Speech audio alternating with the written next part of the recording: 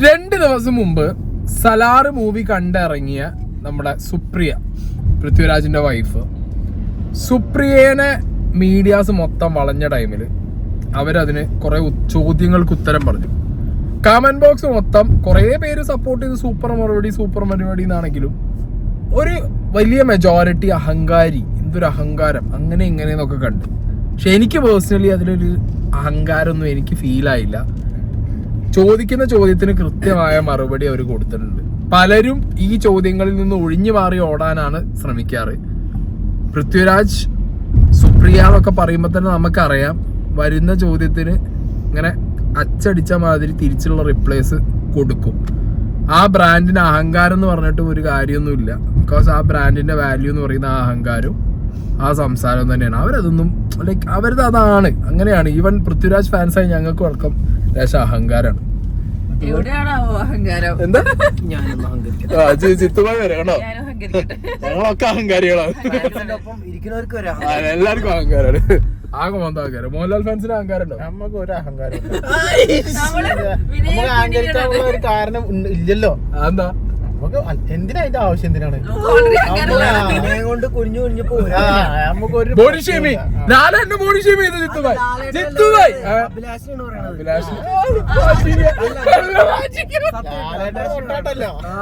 ലാലേട്ടൻ വണ്ടിയാണ്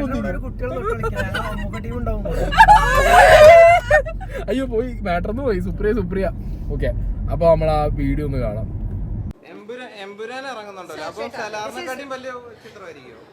അതെ, എമ്പുരാന്റെ ഡയറക്ടറിന്റെ അടുത്ത് ചോദിക്കണം. ഞാനൊരു പ്രേക്ഷകരായിട്ട് വന്ന് കണ്ട സിനിമയാണ്, അല്ലെങ്കിൽ ആന്റണി പെരുമ്പാവൂരോ അല്ലെങ്കിൽ മോഹൻലാൽ സാറിനെ കാണുമ്പോൾ ചോദിക്കണം. എന്നോട് ചോദിക്കേണ്ട. അല്ല, ഞാനതിന് അഹങ്കാരം എന്ന് പറയാൻ വിചാരിക്കില്ല. ഭയങ്കര ബോൾഡ് ആയിട്ട് സംസാരിച്ചു എന്ന് പറയാനാണ് ഞാൻ ആഗ്രഹിക്കുന്നത്. എനിക്ക് എന്താ വെച്ചാൽ എനിക്ക് സുപ്രിയന്റെ ആറ്റിറ്റ്യൂഡും സ്റ്റൈലും വർത്താനം ഭയങ്കര ഇഷ്ടമായി. കാരണം അഹങ്കരിക്കുകയാണെങ്കിൽ തന്നെ അതിന് മാത്രമല്ല. ആ ചോദ്യം തന്നെ എന്തായിരുന്നു? പൃഥ്വിരാജിന്റെ അല്ല, ഇതിനെ കുറിച്ചിട്ടായിരുന്നു. ഏത്? എമ്പുരാനെ കുറിച്ചിട്ട് അവര് പൃഥ്വിരാജ് സുപ്രിയ എന്ന് പറയുമ്പോ അവര് ഭാര്യ ഭർത്താവും ആണ്, അതിനുപരി അവര് ബിസിനസ് പാർട്ട്നേഴ്സും ആണ്.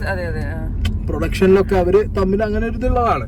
അപ്പൊ അങ്ങനെയുള്ള സാഹചര്യത്തില് ഇങ്ങനെ ചോദിക്കുമ്പോ അതിന്റെ ഡയറക്ടർ അവിടെ ഉണ്ട്, പൃഥ്വിരാജ് എന്ന് പറഞ്ഞ വ്യക്തി ഉണ്ട്. അല്ലെങ്കിൽ ലാലേട്ടൻ പറയണം, അല്ലെങ്കിൽ അതിനായിട്ട് ബന്ധപ്പെട്ട ആരെങ്കിലും പറയണം. അല്ലാതെ ഞാനതിൽ എന്ത് പറയാനാണെന്നുള്ളത് അത് അല്ലേ കറക്റ്റ് റിപ്ലൈ തന്നെയാണ്. അല്ലാതെ ഇപ്പൊ അത് മാത്രല്ല, എമ്പുരാൻ എന്ന് പറയുമ്പോൾ ഒരു മേജർ സിനിമ, വലിയൊരു സിനിമയാണ് മലയാളത്തിൽ നിന്ന്. അപ്പൊ ആ സിനിമയുടെ എന്തെങ്കിലും ഒരു കാര്യം അപ്ഡേറ്റ് കൊടുക്കുന്നുണ്ടെങ്കിൽ അത് അവര് മെയിൻ ആയിട്ടുള്ള ആളുകൾ ത്രൂവേ പോവും. അല്ലാതെ സുപ്രിയ ത്രൂ അത് പോയി കഴിഞ്ഞാൽ നാളെ എന്താവും അറിയാം തമ്മില് അതാ എമ്പുരാന്റെ അപ്ഡേറ്റ് സുപ്രിയ പറഞ്ഞു. അല്ല, എന്റെ അഭിപ്രായം എന്താന്ന് വെച്ചിട്ടുണ്ടെങ്കിൽ സുപ്രിയക്ക് ഇപ്പൊ ഈ കാര്യങ്ങളൊക്കെ അറിയണ്ടാവും. പക്ഷെ അതിപ്പോ ലാലേട്ടനും മമ്മൂക്കനൊക്കെ പറയണ പോലെയാണ്. അപ്പൊ അത് പറയണത് അയ്യോ ഞാനിപ്പോ എന്ത് പറയാനാ, അങ്ങനെ നിൽക്കില്ല. ഇങ്ങനെയൊക്കെ പറഞ്ഞെങ്കിൽ നമുക്ക് കമന്റ് ബോക്സിൽ പിന്നെ സുപ്രിയ സൂപ്പർ. അതെ, അത് ഒരു കുറച്ച് ബോൾഡ് ആയിട്ട് അങ്ങനെയല്ല ഞാനെങ്ങനെ പറയുന്ന വെച്ചപ്പോ അത് അഹങ്കാരമായി. എനിക്ക് ഭയങ്കര ഇഷ്ടമായിരിക്കും പറഞ്ഞാല്. അതെ, ഇനി അടുത്തത് നോക്കല്ലേ. സൂപ്പർ. നിങ്ങൾ കണ്ടോ? എന്താ പറയുന്നു? നിങ്ങളുടെ അഭിപ്രായം പറയൂ. അപ്പൊ എനിക്ക് ഇഷ്ടപ്പെട്ടു. എനിക്ക് കണ്ടിട്ട് വളരെ ഒന്ന് ആലോചിച്ച് നോക്കിയേ. ഇപ്പൊ നിങ്ങളുടെ ഭർത്താവ് അല്ലെങ്കിൽ നിങ്ങളുടെ ഭാര്യ ഈ ഫിലിമിലാണെങ്കിൽ നിങ്ങൾക്ക് ആരെ ഇഷ്ടപ്പെടുക? അപ്പൊ ആരായിരുന്നു നിങ്ങൾക്ക് തോന്നിയത്? പക്ഷെ എന്റെ ഭർത്താവാണ്. എനിക്ക് രണ്ടുപേരും ഭയങ്കരമായിട്ട് ഇഷ്ടപ്പെട്ടു. But of course I love Prithvi in the film. It's super. പക്ഷേ എനിക്ക് തോന്നിയത് ഇത് പ്രശാന്ത് നീലിന്റെ ലോകമാണ്. നമ്മളെല്ലാവരും അതിൽ ഒരു ചെറിയ ഭാഗമാണ്. സ്റ്റൈലിംഗ് ആണെങ്കിലും മ്യൂസിക് ആണെങ്കിലും അതിലെല്ലാത്തിലും പ്രശാന്തിന്റെ ഫുൾ ടച്ച് കാണാം. And I M waiting for part 2. ഇനിയിപ്പോൾ രാജുനെ വിളിച്ചിട്ട് പാർട്ട് 2ന്റെ കഥ എന്താണെന്നൊന്ന് ചോദിക്കണം. അതിനു വേണ്ടി വെയിറ്റ് ചെയ്യാം. അത് പറഞ്ഞിട്ടില്ല. ആ ചോദ്യം, ഈ ചോദ്യത്തിന് ഉത്തരം കൊടുത്തതില് എന്താണ് ശ്രേയക്ക് പറയാനുള്ളത്? അല്ല, ഞാനിപ്പോ സിനിമ ഇഷ്ടമായോ? ചില സിനിമയിലുള്ള ആള് അല്ല പൃഥ്വിരാജ് എങ്ങനെയായിരുന്നല്ലോ ഇപ്പൊ ഞാനൊരു കാര്യപ്പെട്ടെ. ഇപ്പൊ ആരെങ്കിലും ഇപ്പൊ നമുക്ക് വേണ്ടപ്പെട്ട ആരെങ്കിലും സിനിമയിൽ ഞാൻ ചിലപ്പോ എനിക്ക് അവരെ അഭിനയം ഇഷ്ടമായിട്ടില്ലെങ്കിൽ വേറെ ആളുടെ ഇഷ്ടം ഉണ്ടെങ്കിൽ ഞാൻ അവരുടെ കാര്യം പറയുള്ളൂ. സുപ്രിയ ഹസ്ബൻഡ് ആണ് ഇതിൽ പറഞ്ഞതായിട്ട് അതുകൊണ്ടെന്നല്ലേ പറഞ്ഞത്. ഹസ്ബൻഡ് ഉണ്ടാകുമ്പോൾ സ്വാഭാവികമായിട്ട് ഞാൻ അതല്ലേ പറയുള്ളൂ. പിന്നെ നല്ല പെർഫോമൻസ് ഉണ്ടെങ്കിൽ ഒബ്വിയസ്ലി അതും നമ്മൾ പറയല്ലോ. ശ്രദ്ധിക്കും. എന്താ പറയാ, ഈ ചോദിക്കുന്ന മീഡിയാസ് മനസ്സിലാക്കേണ്ട ഒരു കാര്യം, സുപ്രിയ എന്ന് പറയുന്നത് ആ ഒരു പേഴ്സണാലിറ്റി പൃഥ്വിരാജിന്റെ വൈഫ് എന്നുള്ളത് അതിനു മുമ്പ് ജേർണലിസ്റ്റ് ആണ്.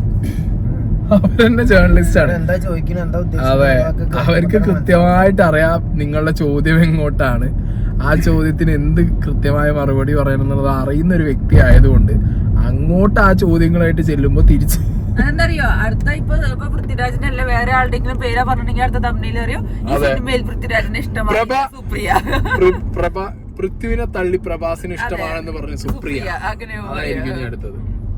അപ്പൊ പിന്നെ അതിനുള്ള സ്കോപ്പ് എന്താ ഇതില്ല, മുപ്പത്തിയാറ് വെച്ചില്ല. പൃഥ്വിക്കും സുപ്രിയക്കും ഇടയിൽ സംഭവിച്ചത് വില്ലൻ പ്രഭാസോ, മലയാളത്തിന്റെ മരുമകൻ പ്രഭാസ്. മരുമകനാവില്ല, മലയാളത്തിന്റെ വേറെന്തെങ്കിലും. അതേ ആൾക്കാർ പറയട്ടെ, ആൾക്കാരുടെ അഭിപ്രായമല്ലേ, സിനിമ ഉണ്ടാക്കുന്നത് ആൾക്കാർക്ക് വേണ്ടിയിട്ടല്ല. അവർക്ക് അങ്ങനെ തോന്നുന്നുവെങ്കിൽ it's very bad, it's okay. I mean if they don't like it, don't watch it, അത്രയല്ലേ പറയാൻ പറ്റുള്ളൂ. അപ്പം എല്ലാ സിനിമകളും അതിൻ്റെതായ ഡെസ്റ്റിനി ഉണ്ട്. KGF-ന്റെ ഡെസ്റ്റിനി വേറെ ആയിരുന്നു, അത് ഒരേ ഡയറക്ടറിന് വന്ന കാരണം, you know, because it came from the same director. May be അതുകൊണ്ടായിരിക്കും കമ്പാരിസൺസ്. പക്ഷേ ഇത് പ്രശാന്തിന്റെ ലോകമാണ്. മേ ബി പ്രശാന്ത് കാണുന്ന കളർ പാലറ്റ്സും ടോണിങ് എല്ലാം അതുപോലെ ആയിരിക്കും. പക്ഷെ ഇത്ര ടെക്നിക്കൽ നോളജ് എനിക്കില്ല. എനിക്ക് തോന്നിയത് ഇത് സലാർ വേറെ ഒരു സിനിമ, KGF വേറെ ഒരു സിനിമ. മൂവി റിവ്യൂവിനെ കുറിച്ചിട്ട്, മൂവി റിവ്യൂവിനെ കുറിച്ചിട്ട് എന്താ പറയാനുള്ളത്? കണ്ടവര് കണ്ടത് വിളിച്ചു പറയും, അത് അവരുടെ ഇഷ്ടം. അതിനിപ്പോ എന്ത് ചെയ്യാനാണ്? അല്ല സുപ്രിയ അല്ലെ, ആസ് എ പ്രൊഡ്യൂസർ അവരെത്ര എന്താ പറയാ ഈസി ആയിട്ടാ തിങ്ക് ചെയ്യണേ. നല്ല പ്രൊഡക്റ്റ് ആണെങ്കിൽ ഓടും, പൊട്ട പ്രൊഡക്റ്റ് ആണെങ്കിൽ ഓടൂല. സിമ്പിൾ ആണ്. കളറിന്റെ കാര്യമൊക്കെ പറഞ്ഞല്ലേ, പ്രശാന്ത് നീല എന്താണോ തോന്നുന്നത് അതിനനുസരിച്ച് അയാളെ കണ്ണിൽ എങ്ങനെയാണോ സിനിമ, അത് സലാർ കമ്പയർ ടു KGF അത് അങ്ങനെയാണ്. കാരണം KGF ഒരു മാസീവ് ഹിറ്റ് ആണ്. അപ്പൊ അതിപ്പോ എപ്പോഴും എല്ലാ സിനിമയ്ക്കും ഒരു ഡെസ്റ്റിനി ഉണ്ട്. അതായത് ഒരു സിനിമ ഇറങ്ങിയിട്ട് ആ സിനിമ ചിലപ്പോൾ ഹിറ്റ് ആവുന്ന അതിന്റെ ഡെസ്റ്റിനിയാണ്, ഒരു കർമ്മ, അതങ്ങനെ പോവും. അല്ലാതെ ഇപ്പൊ ഇറങ്ങുന്ന എല്ലാ സിനിമയും ഇപ്പൊ ഈ റിവ്യൂ കാരണം ഹിറ്റ് ആവുന്നു അല്ലെങ്കിൽ റിവ്യൂ കാരണം തകരുന്നു ഇനി സുപ്രിയ പറയേണ്ടിയിരുന്നു. അല്ല, അഹങ്കാരം എന്നൊക്കെ പറഞ്ഞിട്ടുമ്പോഴേ അല്ലേ, സലാറിനൊരു ഭീഷണിയായിട്ട് തോന്നുന്നുണ്ടോ? എന്തിന് ഇത്ര പേര് എല്ലാ സിനിമകളും കാണുമല്ലോ. ഇപ്പം സലാറ് കാണുന്ന ആള് നേര് കാണുന്നില്ല എന്ന് അങ്ങനെ എന്തെങ്കിലും ഉണ്ടോ? അല്ലെങ്കിൽ നിങ്ങൾ നേര് കണ്ടോ? അപ്പൊ നിങ്ങൾ സലാറ് കാണാൻ വന്നോ? പിന്നെന്താ? അപ്പൊ പ്രശ്നം എന്താ ഉള്ളത്? ആൾക്കാർ അവർക്ക് ഏതാ ഇഷ്ടം വന്ന് കണ്ടോളും. ചിലപ്പോൾ എല്ലാം കാണും. ഇപ്പം ഞാൻ ഇന്ന് നേര് കണ്ടിട്ടില്ല, but I M hearing very good reports. I M so happy because ഇതെല്ലാവരും ഞങ്ങളുടെ ഫാമിലിയാണ്. മോഹൻലാൽ സാർ ആണെങ്കിലും ജിത്തു ആണെങ്കിലും ആന്റണി ആണെങ്കിലും. അപ്പം obviously very very happy to see that the film is doing well, great reports. But I think there is room for everything. Like Dunki is also come out. അത് കണ്ടിട്ടില്ല. കണ്ടിട്ടില്ല. അപ്പോൾ I am thinking everything will be good. പോയിക്കോട്ടെ? Okay, ഒന്ന് please. Thank you so much. ബൈക്കും കൊണ്ടുപോയൊരു ഓടി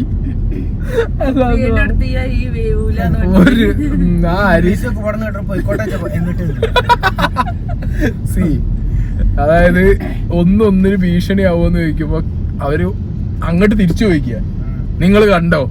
ഞങ്ങൾ കണ്ടു. അപ്പൊ പിന്നെ എല്ലാരും കാണില്ലേ? ശരിക്കും ആ സെൻസിൽ സിനിമാക്കാർ കണ്ടാ മതി. ഇവിടെ ഒരു സിനിമ ഇറങ്ങുമ്പോ ആ സിനിമേനെ മാത്രം പൊക്കി നടക്കാൻ അങ്ങനത്തെ ആൾക്കാരൊന്നും ഇപ്പൊ ഇല്ല. പണ്ടൊക്കെ ചിലപ്പോ വല്ല നടന്മാരോ സിനിമ റിലേറ്റഡ് ആയിട്ടുള്ള ആൾക്കാരോ ഒരു സിനിമയ്ക്ക് ആളെ കയറ്റി കൂവിക്കാനോ അല്ലെ, അങ്ങനത്തെ പരിപാടി, അതെ, അങ്ങനെയൊക്കെ ചെയ്തിട്ടുണ്ടാവും. ഇപ്പൊ പിന്നെ ആ പരിപാടിയൊന്നും നടക്കില്ല. പണം നല്ലതാണോ? ഓടും. പണം നല്ലതല്ലേ? വീഴും. അതങ്ങനെയാണ്. സ്റ്റോറിയാണ്, സ്റ്റോറി മേക്കിംഗ്, ടെക്നിക്കൽ വശങ്ങൾ അല്ലേ, പിന്നെയാണ് നടനും നടിയൊക്കെ ഇമ്പോർട്ടന്റ് ആയിട്ട് വരുന്നത്. അല്ലാതെ ഇത് ഇപ്പൊ നടനെയും നടീനേക്കാൾ കൂടുതൽ ഒരു സിനിമയുടെ ഡയറക്ടറിനെ നോക്കണു, ഈവൻ പ്രൊഡ്യൂസേഴ്സ് നോക്കണു അല്ലേ. നമ്മളൊക്കെ ഒന്ന് ആലോചിച്ച് നോക്ക്, പ്രശാന്ത് നീലിന്റെ സിനിമയ്ക്ക് നമ്മൾ വെയിറ്റ് ചെയ്യുന്നു. ലോകേഷിന്റെ സിനിമയ്ക്ക് വെയിറ്റ് ചെയ്യുന്നു. 4 മണിക്ക് നീച്ച് പടം കാണാൻ പോകുന്നുണ്ടെങ്കിൽ വിജയ് മാത്രമായതുകൊണ്ടല്ല. അല്ല, ഞാൻ സീരിയസ് ആയിട്ട് നമ്മള് സലാറ് കണ്ടത് എന്തുകൊണ്ടാ?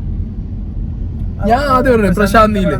അല്ല, അതെ, നമ്മളെ ഉദയനാനതാരം ആണ് അതിന്റെ ഏറ്റവും വലിയ തുടക്കമായിട്ട് എനിക്ക് തോന്നിയുള്ളത്. കാരണം ഇപ്പൊ നമ്മൾ പല സംവിധായകന്റെ പേര് കാണിക്കുമ്പോഴും പ്രൊഡ്യൂസറുടെ പേര് കാണിക്കുമ്പോഴും ക്യാമറാമാന്റെ പേര് കാണിക്കുമ്പോൾ വരെ ഇപ്പൊ കൈയടിക്കാൻ തുടങ്ങിയ ആൾക്കാര്. കാരണം നമ്മൾ അതൊക്കെ നോക്കാനും ചെക്ക് ചെയ്യാനൊക്കെ തുടങ്ങിയത് നല്ല കാര്യം തന്നെയാണ്. ഇതൊക്കെ നോക്കാനും ചെക്ക് ചെയ്യാനും തുടങ്ങാനുള്ള ഒരു കാര്യം എന്ന് പറയുന്നത് മൂവി റിവ്യൂ കൂടിയാ. കാരണം മൂവി റിവ്യൂ പറയുന്ന നമ്മളടക്കമുള്ള ആളുകൾ ഓരോ ഡയറക്ടറിനെയും ഓരോ ടെക്നീഷ്യനെയും ഒക്കെ പറയുമ്പോൾ അവരുടെ വർക്കുകളായിട്ട് ആളുകൾ കണക്ട് ആവുന്നുണ്ട് അല്ലേ. പിന്നെ അത് പറഞ്ഞാൽ ഞാൻ പിന്നെ ഇഷ്ടം പോലെ ഇപ്പൊ ഡയറക്ടേഴ്സിനെ കണ്ട് മാത്രം തിയേറ്ററിൽ പോവാണ്. ഇപ്പൊ LJP ഈ റിവ്യൂ വ്യൂവേഴ്സ് എന്ന് പറഞ്ഞിട്ടുണ്ടെങ്കിൽ ശരിക്കും അങ്ങനെ ഒരു വിഭാഗം പെട്ടെന്ന് പൊട്ടിമുളച്ച് വന്നല്ലോ. സിനിമ കാണാനുള്ള സിനിമയൊക്കെ അതിന്റെ കാഴ്ചപ്പാടുകൾ മാറി, സിനിമ കാണുന്ന രീതി മാറിയതുകൊണ്ടാണ് നമ്മൾ അങ്ങനെ ചിന്തിക്കാൻ തുടങ്ങിയത്. നമ്മൾ സാധാരണക്കാരാണല്ലോ, നമുക്ക് അങ്ങനെ സിനിമ കാണുമ്പോൾ നമ്മളങ്ങനെ ചിന്തിക്കാൻ തുടങ്ങിയതല്ലേ. അതിലൊന്നൊരു മാറ്റല്ലേ.